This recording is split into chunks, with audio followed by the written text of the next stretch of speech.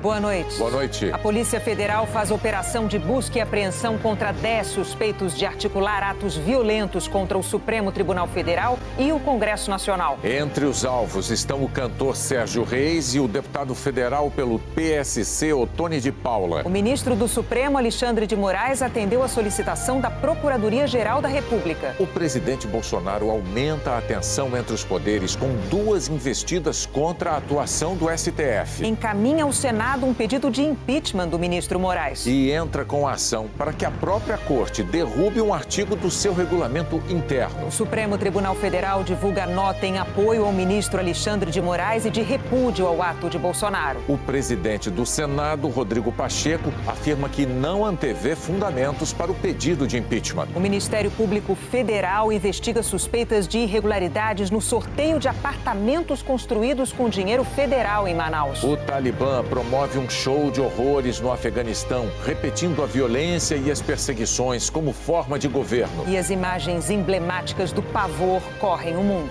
O Jornal Nacional está começando.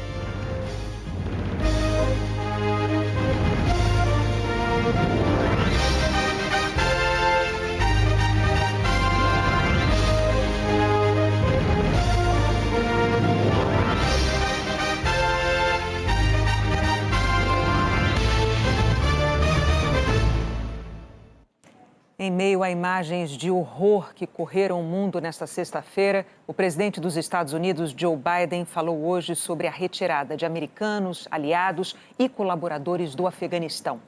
O Talibã reinstalou no país um regime baseado nas perseguições, na violência e no medo. As palavras drama, desespero, caos têm sido usadas nos últimos dias para descrever o que acontece no entorno do Aeroporto Internacional de Cabul. Mas elas não parecem ser suficientes para descrever cenas como essa. Um bebê, aparentemente com poucos meses, erguido na multidão, puxado pelo braço por um soldado sobre a cerca de arame farpado. Essa não foi a única criança entregue pelos próprios pais aos soldados. Quando a tensão explode nas barreiras, mães, com medo de os filhos serem esmagados, levantam ou lançam os filhos sobre o muro. Os militares têm socorrido e cuidado de bebês e crianças até que seja possível reunir as famílias novamente. Esses soldados turcos, que também estão no aeroporto, ficaram mais de 24 horas com uma bebê de apenas 2 meses que foi lançada sobre a cerca. Eles trocaram fralda, alimentaram e acalmaram Radia até que o pai dela foi encontrado no dia seguinte. Radia voltou para a família e para as incertezas de Cabul.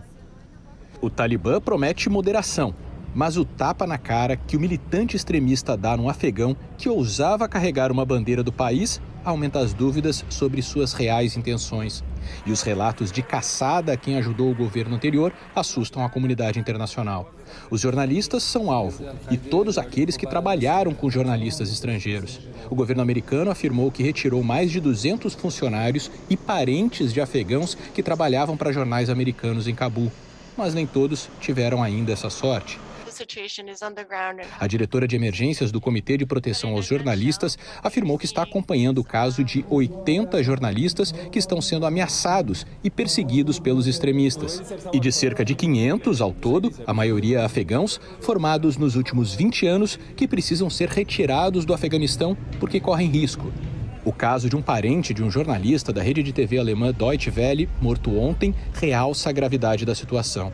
O que estamos vendo é uma geração inteira de jornalistas que vai deixar o país. O que isso significa? Que não vai sobrar ninguém para relatar o que está acontecendo no local, disse Maria Salazar Ferro ao Jornal Nacional. Hoje, o presidente Joe Biden voltou a defender a decisão de retirada do Afeganistão. Ele anunciou uma reunião do G7 para tratar do assunto na semana que vem. Disse que 13 mil americanos já foram retirados e prometeu que todos os outros que quiserem sair serão resgatados. O Comando Militar americano informou que os voos a partir de agora vão pousar também em países da Europa, já que a base no Catar já recebeu 8 mil pessoas e está sobrecarregada. O presidente Joe Biden admitiu que não sabe ao certo quantos americanos ainda estão no Afeganistão, mas disse que os Estados Unidos estão em contato direto com o Talibã e que há um acordo para permitir que esses americanos cheguem com segurança até o aeroporto. Mas esse acordo não inclui os afegãos que estão tentando fugir. E eles são milhares, que têm enfrentado o terror espremidos nos muros do aeroporto.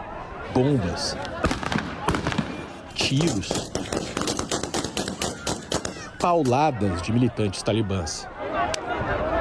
Esse homem que tenta chegar ao aeroporto diz que trabalhou com os americanos nos últimos 5 anos.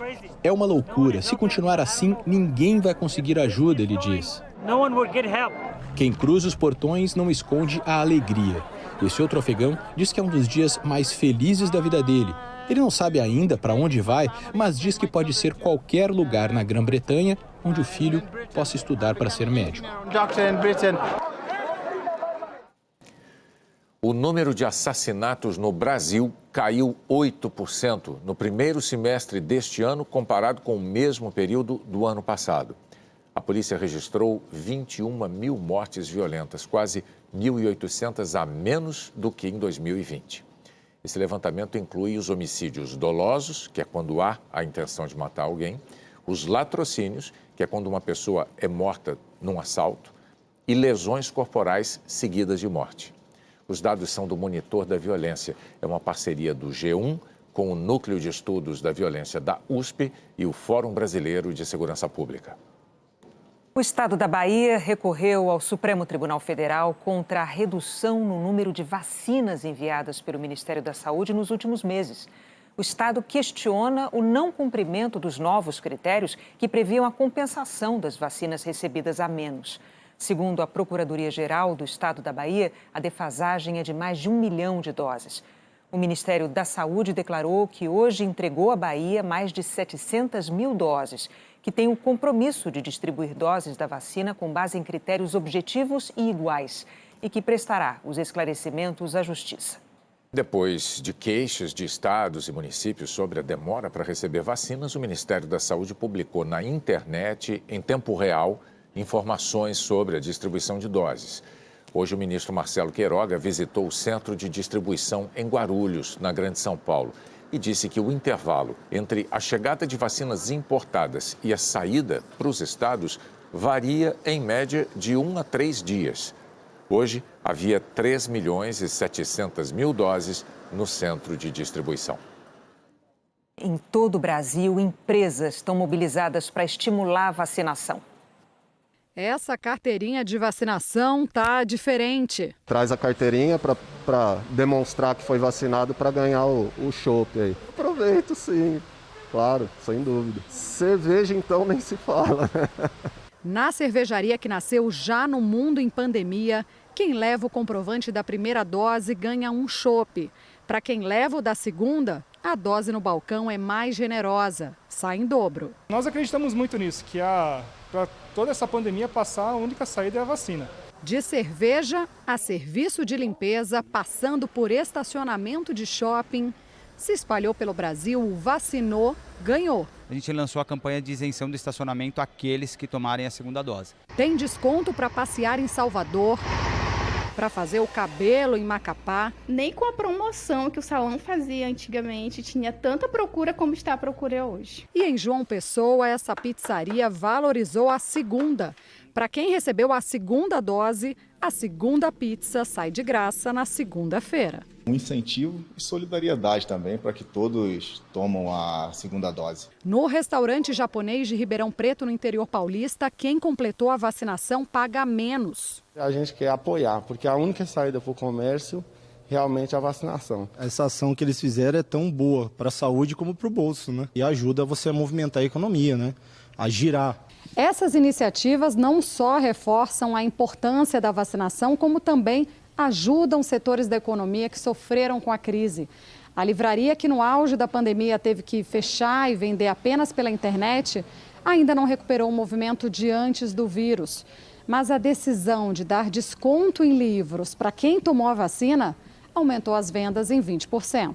Deu tão certo que a promoção, que duraria só um fim de semana, foi estendida. Eu acho que no momento que o país precisa realmente que o maior número possível de vacinados, para que aí sim, né, a gente esteja protegido e a economia possa finalmente girar. Uma saúde para o corpo e uma saúde para a mente. Se você consegue conjugar isso, o que é que você pode querer mais? Para quem estuda a Covid, A mobilização das empresas, que vem na esteira do vácuo deixado pela falta de uma campanha nacional de vacinação, ajuda muito. Todas as iniciativas, que auxiliarem com que as pessoas se vacinem e completem a vacinação, ela é muito bem-vinda sempre. É importante fazer a primeira dose porque é o primeiro passo para completar a vacinação com a segunda dose. E a proteção começa 14 dias depois. Quem está prestes a completar a vacinação quer mais é ganhar saúde. Eu acho que tem que tomar vacina, independente de qualquer promoção, tem que tomar vacina, eu vou tomar de qualquer jeito. O avanço da vacinação também vai abrindo as portas das empresas para o retorno do trabalho presencial. A Flávia ficou 1 ano e 4 meses em home office, uma experiência única nos 22 anos como gerente comercial desta empresa de transporte de cargas e logística. Foi um aprendizado conciliar a rotina profissional e os cuidados com os filhos, mas ela não via a hora de voltar a ocupar a mesa do trabalho. Eu confesso que fiquei até emocionada, de chegar aqui e poder rever meus colegas, estar tendo esse contato próximo, poder tomar um café, trocar experiências. Eu acredito que essa convivência pessoal é muito rica. Nem todo mundo voltou para o trabalho presencial. A retomada tem sido gradual e com restrições. Os setores com mais funcionários têm feito rodízio e o pessoal do grupo de risco só volta 15 dias depois de receber a segunda dose da vacina. A rotina da empresa da Flávia também mudou, apesar de não ter parado de funcionar na pandemia. Todo dia, a turma da segurança do trabalho faz blitz para saber se o pessoal está de máscara e respeitando o limite máximo de 3 pessoas por mesa. Foi um desafio muito grande, entender a importância da máscara, Então foi muita comunicação, muita informação para gestor, muita campanha. O mais importante é a saúde de todos. A prevenção e a adaptação também foram as apostas desta empresa do ramo financeiro para trazer os 174 funcionários de volta. Em menos de um mês, o retorno voluntário teve adesão de 93% dos trabalhadores. A gente tem um processo de resposta de um questionário diariamente, você passa por um monitoramento. Se você tiver algum tipo de sintoma, já aciona um serviço médico. A gente teve uma adesão muito boa, eu acho que os relatos são muito positivos, as pessoas se sentiram acolhidas, seguras e tem funcionado muito bem. Para o Cássio, abrir a porta significa um alívio. Ele estava em home office desde o início da pandemia. Mas nesta semana, os 600 funcionários da empresa de cartões de benefícios onde trabalha puderam começar a voltar. A retomada ainda é gradual, mas ele já está vendo com outros olhos aquela rotina antes da pandemia.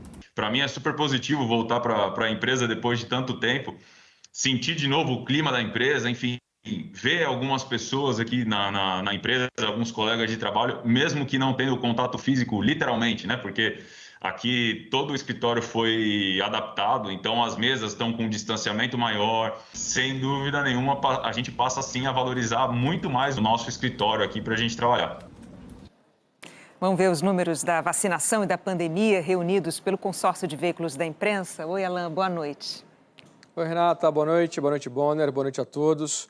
Hoje a gente abre com uma informação preocupante. Mais de 8,5 milhões de pessoas estão com a segunda dose atrasada em todo o país. O número é do Ministério da Saúde e aumentou. Em 10 de agosto eram cerca de 7 milhões com a segunda dose atrasada. Agora, quais os motivos para esse atraso aqui? O Ministério da Saúde disse que algumas pessoas têm medo de efeitos colaterais e que as fake news atrapalham muito. Fake news, você sabe, são mentiras, muitas compartilhadas na internet e nas redes sociais. Eu conversei agora há pouco com o infectologista Jamal Suleiman, do Instituto Emílio Ribas. Ele reforçou que todas as vacinas são seguras. Disse que uma minoria das pessoas pode ter reações leves, como dor no local da aplicação, mal-estar e febre, que normalmente duram apenas um dia e desaparecem. O infectologista recomenda que todo mundo que tomou vacina de 2 doses volte para tomar a segunda dose. A vacina é a melhor estratégia, segundo ele, para combater a pandemia, aliada, é claro, ao uso de máscara e ao distanciamento. O médico aconselha, se você tem dúvida, procure um posto de saúde. Nas últimas 24 horas, 1.034.960 pessoas tomaram a primeira dose e 564.060 receberam a segunda ou a dose única. Total do dia, quase 1.600.000 vacinados. Mais de 121 milhões de brasileiros receberam a primeira dose, 57,27% da população. E o percentual de completamente vacinados é de 25,5%, são mais de 54 milhões de pessoas. No mapa, o verde mais escuro mostra os estados mais adiantados na vacinação completa e em destaque aparecem os 5 primeiros. De ontem para hoje, o Brasil registrou 925 mortes por Covid. São 573.658 vítimas.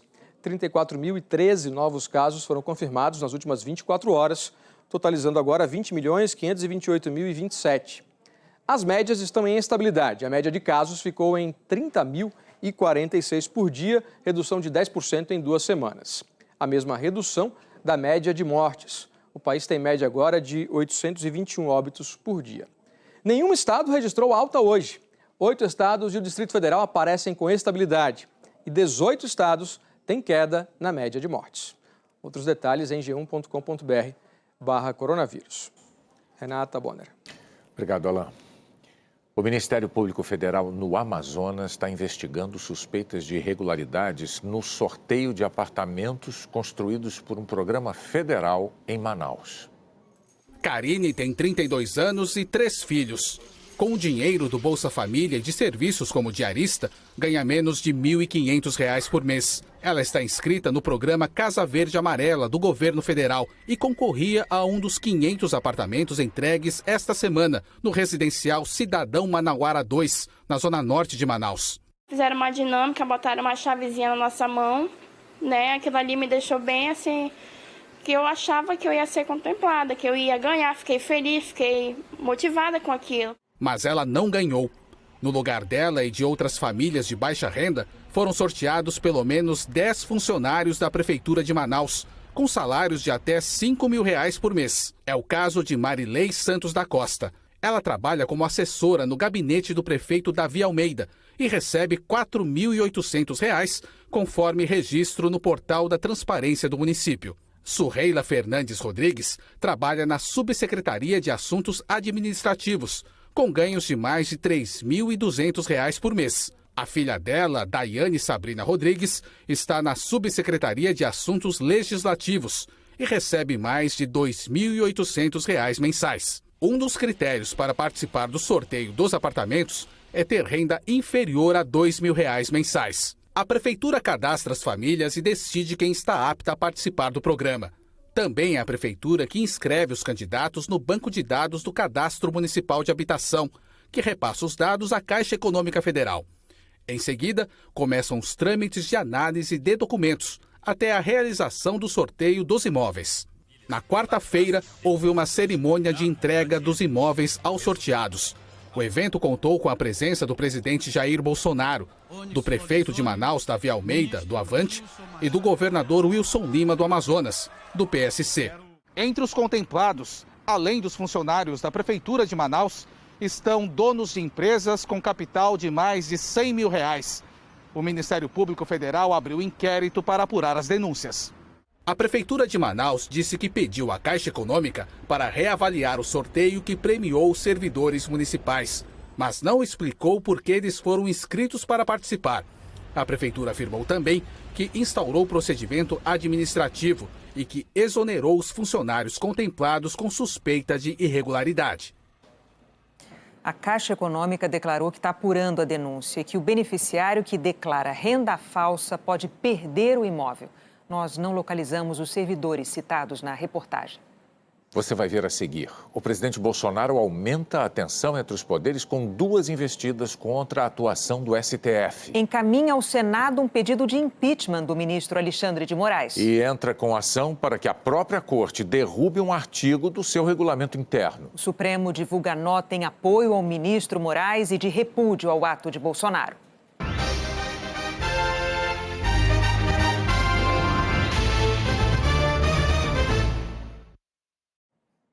O presidente Bolsonaro sancionou a lei com as diretrizes do orçamento do ano que vem e vetou o fundo eleitoral de 5 bilhões e 700 milhões de reais.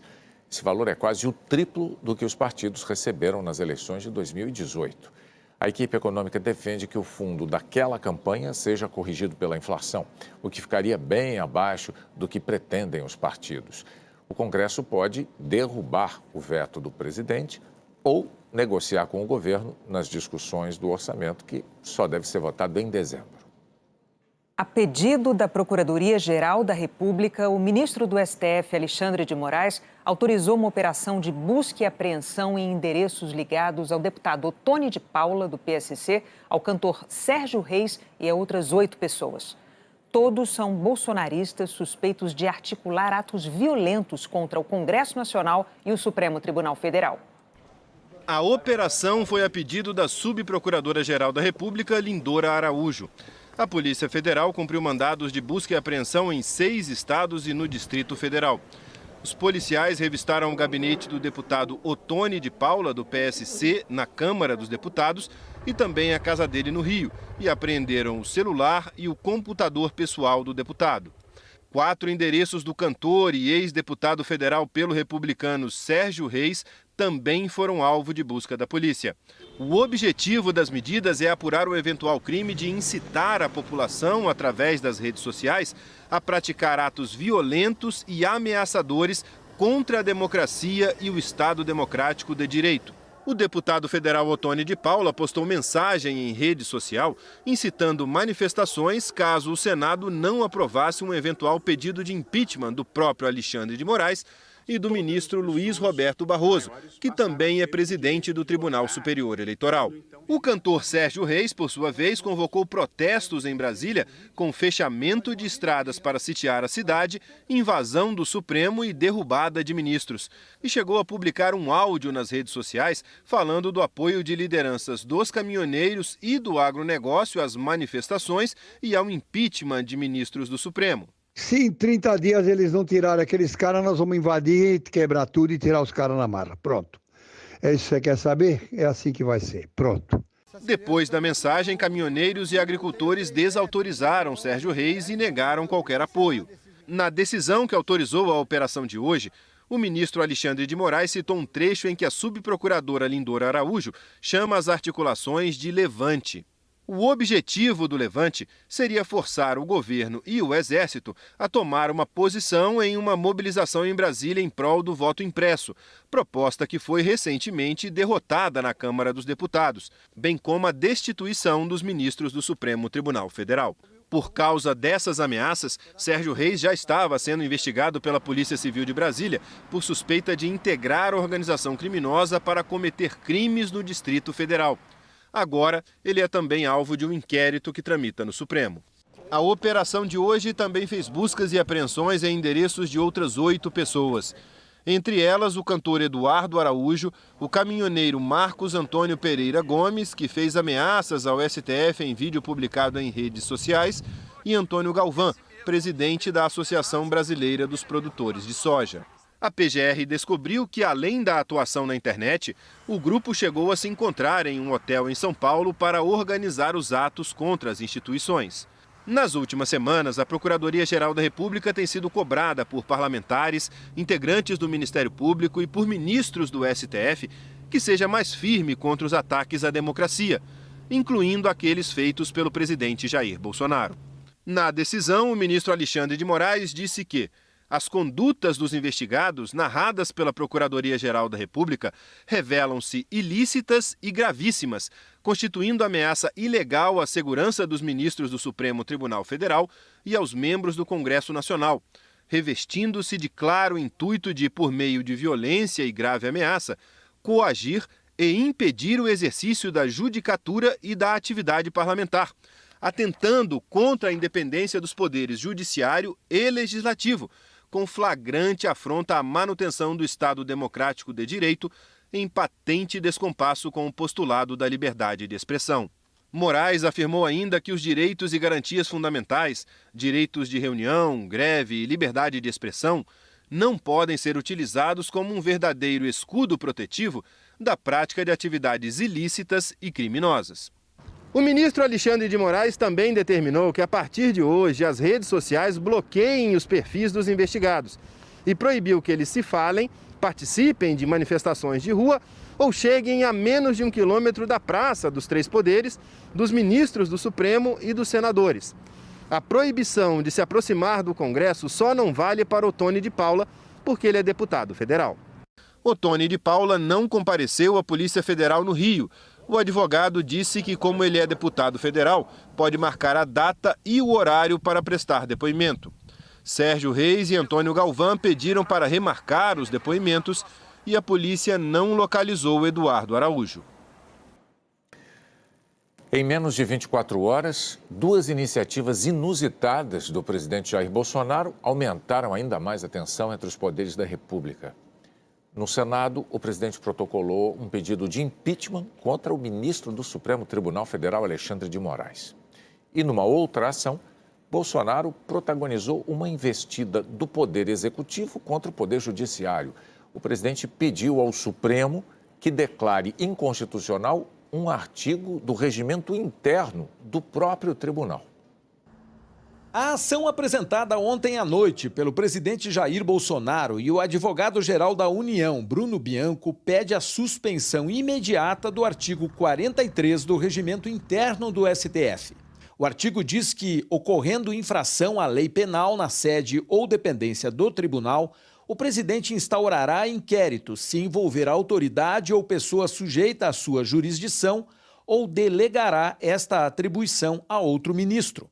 Em março de 2019, o então presidente do STF, ministro Dias Toffoli, se baseou nesse artigo para abrir, por iniciativa do próprio Supremo, o inquérito das fake news, que apura informações falsas, calúnias, ofensas e ameaças a ministros da Corte. Na época, o STF não pediu que a Procuradoria-Geral da República se manifestasse, porque isso não é exigido pelo regimento. A ação de Bolsonaro questiona essa regra e argumenta, entre outros pontos, que a norma do Supremo fere a Constituição porque restringe a atuação do Ministério Público.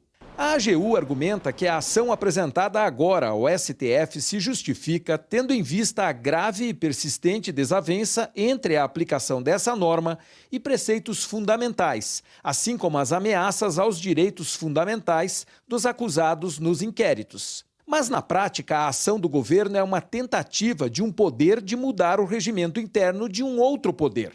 Em junho do ano passado, o plenário do STF validou o inquérito das fake news e considerou regular a forma como a investigação foi aberta e entendeu que ela deveria prosseguir. Naquela sessão, o Ministério Público Federal, representado pelo Procurador-Geral da República, Augusto Aras, concordou que o inquérito não feria a Constituição. Na ocasião, a própria AGU, autora da ação proposta pelo presidente, afirmou que a instauração do inquérito respeitava as regras.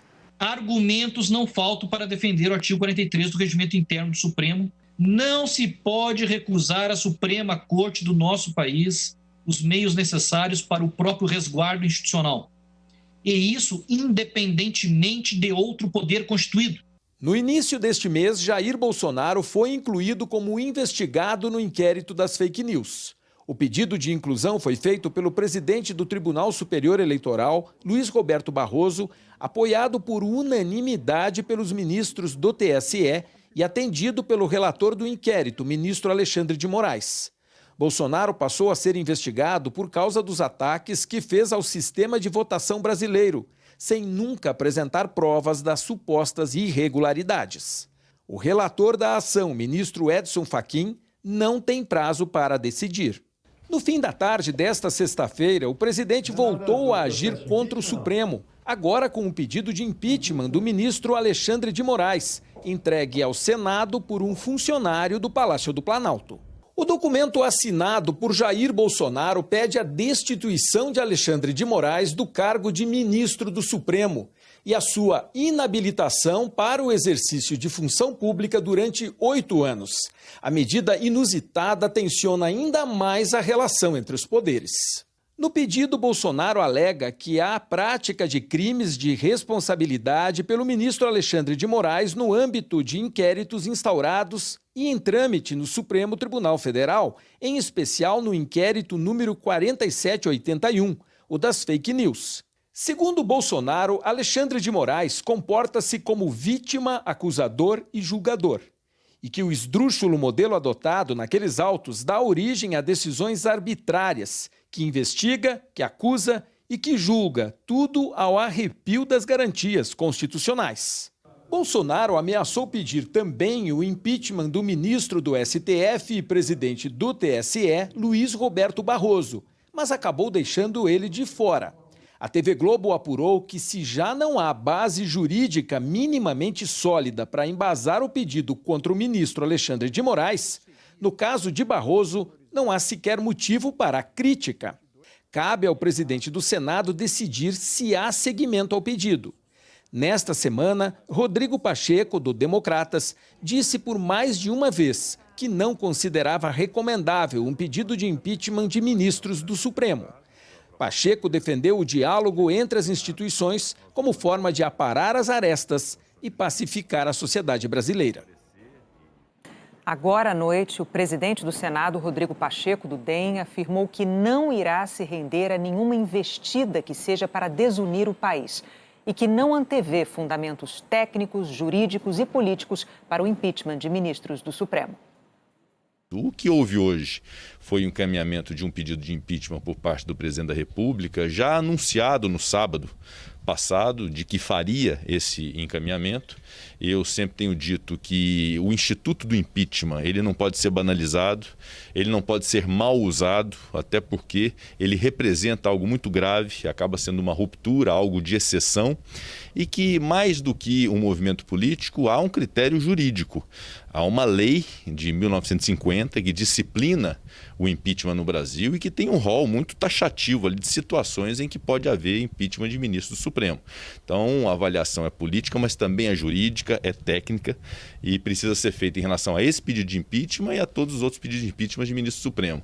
Mas eu vou insistir nessa tecla de que nós não vamos nos render a nenhum tipo de investida que seja para desunir o Brasil. A democracia pressupõe diálogo, pressupõe contenção do ímpeto para que possamos ter realmente um ambiente melhor para resolver nossos problemas. Eu gostaria muito que toda essa energia que está sendo gasta no Brasil de criar polêmica, de criar divisões, fosse concentrada para resolver o problema de fome e de miséria, para resolver o problema do desemprego, da inflação que está batendo à nossa porta, do desmatamento da Amazônia e das nossas florestas, que houvesse realmente uma concertação e um objetivo comum de todos nós para enfrentar os verdadeiros problemas do país. Esse pedido, assim como outro, será analisado pela presidência do Senado. Eu não antevejo, obviamente, que vou estudar a peça, é meu papel fazer, ouvir a advocacia do Senado. Acho que esse encaminhamento técnico, jurídico, ele precisa ser feito e obedecido em respeito a todas as iniciativas que existem, ao direito de todo e qualquer brasileiro de pedir.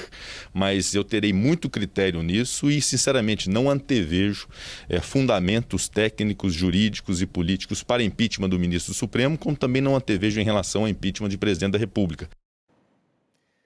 O Supremo Tribunal Federal divulgou a seguinte nota de apoio ao ministro Moraes e de repúdio ao ato do presidente Bolsonaro. O Supremo Tribunal Federal, neste momento em que as instituições brasileiras buscam meios para manter a rigidez da democracia, repudia o ato do excelentíssimo senhor presidente da República de oferecer denúncia contra um de seus integrantes por conta de decisões em inquérito chancelado pelo plenário da Corte. O Estado Democrático de Direito não tolera que um magistrado seja acusado por suas decisões, uma vez que devem ser questionadas nas vias recursais próprias, obedecido o devido processo legal. O STF, ao mesmo tempo em que manifesta total confiança na independência e imparcialidade do ministro Alexandre de Moraes, aguardará de forma republicana a deliberação do Senado Federal. A seguir, a situação em Tóquio a 4 dias da abertura das Paralimpíadas. E a exposição de obras raras de uma das maiores artistas brasileiras.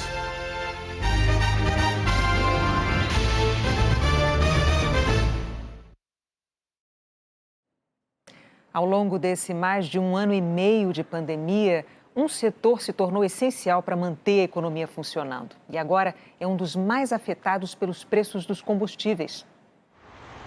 O trânsito, o Eliel encara numa boa. É na hora de parar no posto para abastecer que ele sofre mais. Cara, hoje, por incrível que pareça, hoje eu estou mais tendo susto na hora de abastecer a moto, na hora da bomba, do que o susto que eu já tomo no dia a dia convivendo com o trânsito. No último ano, o valor do frete que ele recebe não teve nenhum reajuste.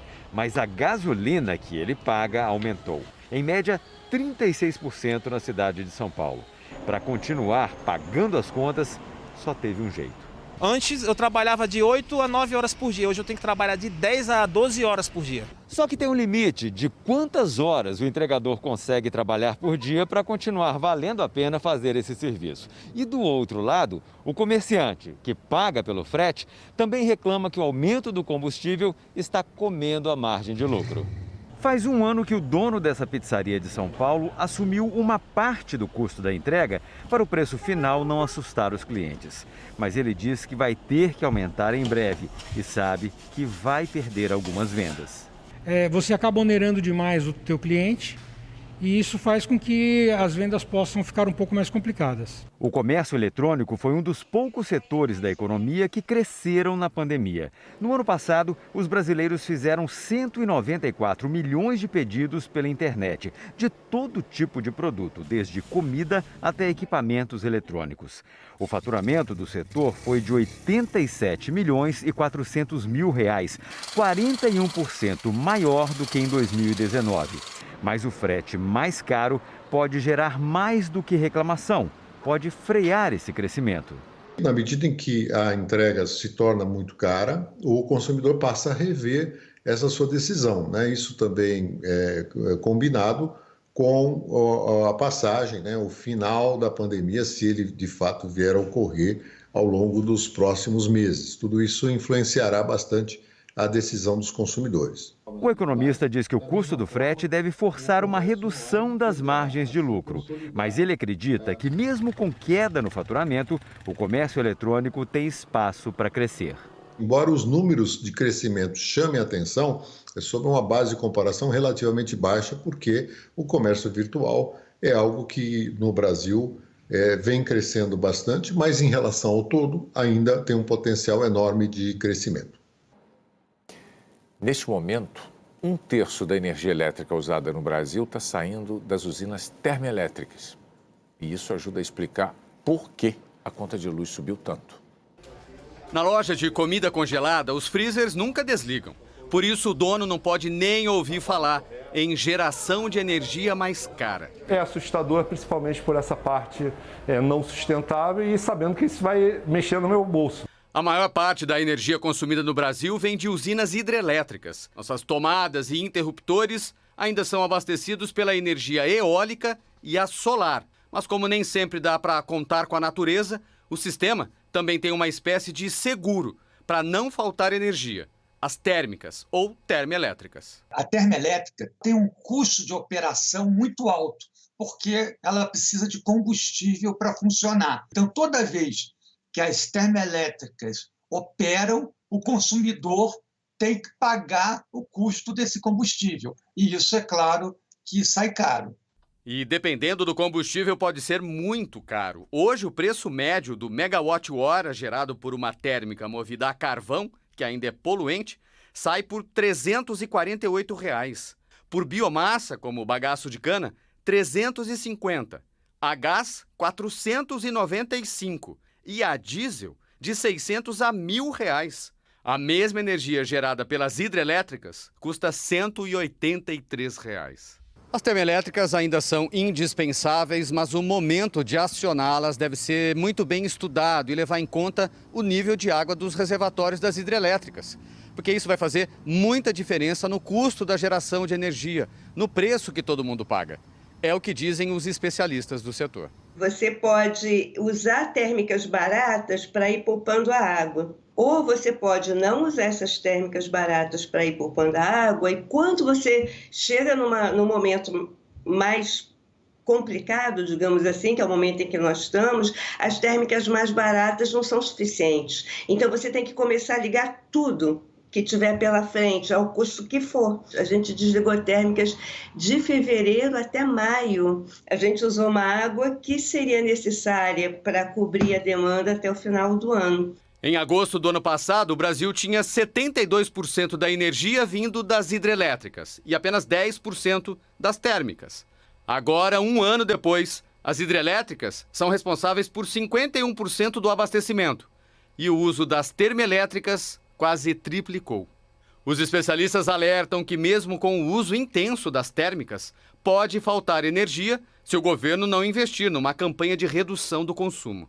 A gente está no inverno não chove, não tem jeito e dificilmente a gente consegue chegar a novembro. Então a gente está bastante mal. O dono da loja de congelados fez a parte dele ao trocar todos os freezers por equipamentos mais econômicos. Mas o custo mais alto da energia, ele não vai pagar sozinho. Preocupa porque eu acabo tendo que fazer repasse para o cliente. Não tem como não fazer. E existe esse repasse. A partir do momento que eu tenho aumento no meu custo fixo, eu preciso repassar isso. Vamos ver como fica o tempo nesse fim de semana em todo o Brasil. Anne, boa noite. Oi, Renata. Boa noite para você, para o Boni. Boa noite a todos. Eu começo a previsão com um mapa que mostra onde é muito alto o risco de pegar fogo. Isso é possível em toda essa área mais escura, que pega uma grande área do Brasil. Isso, claro, tem a ver com a falta de chuva, com o ar seco, o calor e com o vento que ajuda a espalhar as chamas. E amanhã tem previsão de rajadas fortes de vento em todas essas áreas. No sul, em parte do Rio de Janeiro e Espírito Santo e nessa área do Nordeste. Tem previsão de chuva somente nas áreas que eu venho destacando ao longo da semana já. Em toda essa faixa leste do Nordeste, do Rio Grande do Norte até a Bahia, do Maranhão até Rondônia, no norte, e nessa área aqui do Rio Grande do Sul.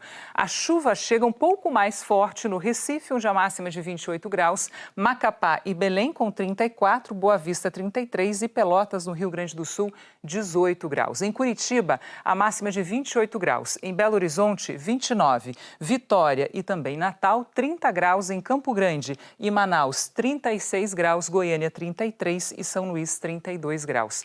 Fim de semana de sol, calor e nada de chuva em São Paulo, onde a máxima chega aos 30 graus, que é a mesma temperatura de Floripa no domingo.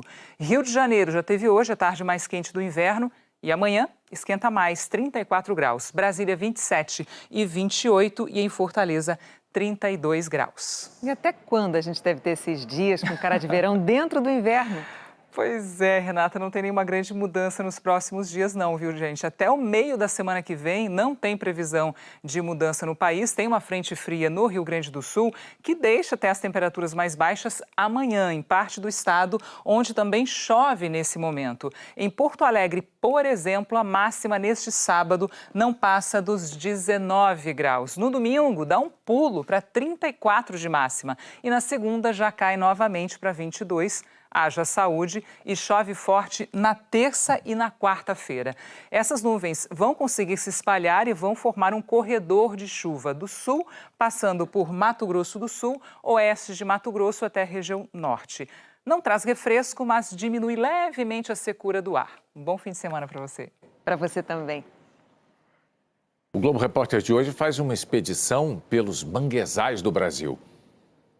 Nossas equipes desbravaram esse ecossistema de natureza exuberante que vai do Amapá até Santa Catarina. Entre o mar e o rio, um berçário para espécies como o peixe-boi. Olha como ele é curioso. Na Amazônia, percorremos parte da maior faixa contínua de manguezal do mundo. Saborear caranguejo é fácil, eu quero ver tirar do fundo da lama. No Rio de Janeiro, uma reserva biológica no meio da cidade grande. No litoral sul de São Paulo, chegamos bem perto dos guarás vermelhos.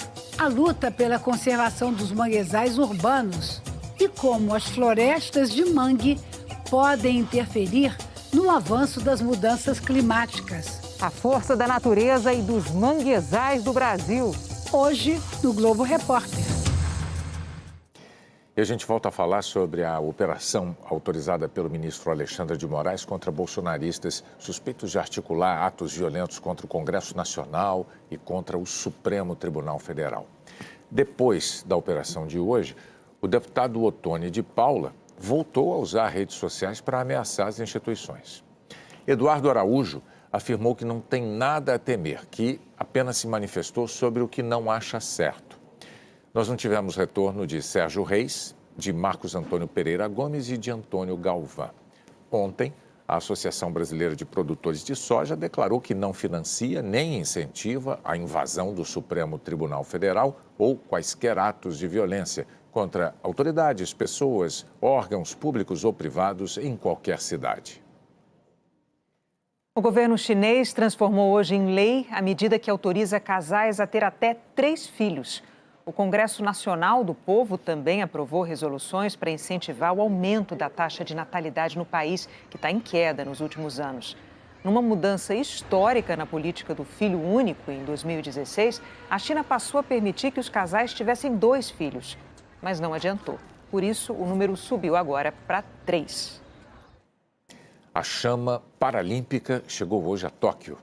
Os Jogos começam daqui a 4 dias. Depois de 2 semanas, a cidade olímpica troca símbolos e revive a expectativa para receber os Jogos Paralímpicos. No lugar dos anéis, os agitos. O símbolo das Paralimpíadas vem do latim, se traduz pela frase "eu me movo". O Japão também se move e se mobiliza para garantir a segurança de 4.400 atletas em meio ao pior período da pandemia no país, que essa semana registrou mais de 25 mil casos diários pela primeira vez. Os organizadores admitem que a situação é difícil, mas prometem que todos estarão protegidos. Por via das dúvidas, uma cerimônia simples e rápida marcou as boas-vindas no primeiro dia do revezamento da tocha na capital japonesa.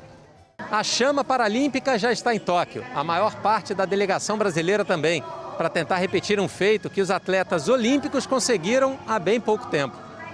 Se nas Olimpíadas o Brasil teve seu melhor desempenho histórico na edição recém-encerrada, com 21 medalhas, nas Paralimpíadas subir ao pódio é algo bem mais frequente, com um salto expressivo nos últimos 20 anos, até chegar ao Rio em 2016, um recorde de 72 medalhas, sendo 14 de ouro e o 8º lugar na classificação geral. A equipe brasileira será uma das maiores das Paralimpíadas, com 260 integrantes. 202 de 10 modalidades já tinham entrado na vila até hoje. As competições começam na próxima quarta-feira, dia seguinte à cerimônia de abertura. Uma exposição de obras raras vai comemorar o centenário de uma das maiores artistas brasileiras, Lígia Clark. A suavidade de um retrato de família. São os primeiros traços da jovem mineira que viria a se tornar uma das artistas mais importantes do mundo. As 100 peças selecionadas celebram o centenário de Lígia Clark. São obras de colecionadores, a maioria nunca vista pelo público. Elas ajudam a contar a história da mulher que revolucionou as artes plásticas. Ela pega o espectador e traz para dentro da arte. Quer dizer, ela sai de uma posição conservadora de artista para uma posição de proponente. Nós estamos falando do anos 60, onde as mulheres não tinham grande projeção na arte internacional. O passeio na Pinacoteca Cultural no Rio percorre fases diversas, influências de Burle Marx e grandes mestres da pintura. E aqui estão ainda as telas em preto e branco, que deram identidade à artista. Dos quadros para obras batizadas como trepantes, que misturam metal e troncos de madeira. Ou ainda os objetos moles, a borracha tratada com carinho da genialidade. Mas foram as esculturas em alumínio que carimbaram o passaporte de Lígia Clark no mundo das estrelas. Eram seus trabalhos de estimação, chamados carinhosamente de bichos. Para Lígia, essas dobradiças faziam com que as esculturas se mexessem como queriam, ganhassem formatos diferentes. Elas davam vida ao alumínio. Essa seleção de bichos é uma das mais raras do mundo. A obra de Lígia não era muito compreendida no seu tempo. As pessoas olhavam os bichos com respeito, mas com uma certa desconfiança, porque não era uma escultura, não era um objeto. Era o quê? Era um bicho. Arte reconhecida em 3 bienais de Veneza, na Itália, exposições em diferentes países e trabalhos que entraram para o acervo de grandes museus. A vanguarda se mostra ainda nas experiências sensoriais de Lígia Clark. Ela criou seu próprio método terapêutico, inventou roupas e objetos. Os cuidados com a pandemia impedem que as obras sejam tocadas. Mas nas visitas agendadas, o público vai poder aguçar outros sentidos, como o olfato. Estes potinhos têm camomila, alecrim, hortelã e alfazema, as essências preferidas de Lígia, usadas na terapia. As fotos foram tiradas em Paris no fim dos anos 1960 e animadas agora. Tudo aqui faz parte de um jeito revolucionário para o tratamento das tensões da vida e dos sofrimentos da alma, e que é usado até hoje. Tudo é extremamente novo. Essa questão da memória do corpo, autonomia do objeto, são coisas que hoje se começa a estudar na neurociência. Ainda traz aqueles mistérios da arte, né? Mas traz alguma coisa prática para a sua vida. O Jornal da Globo é depois do último episódio de Ilha de Ferro. Boa noite para você. Boa noite, bom fim de semana.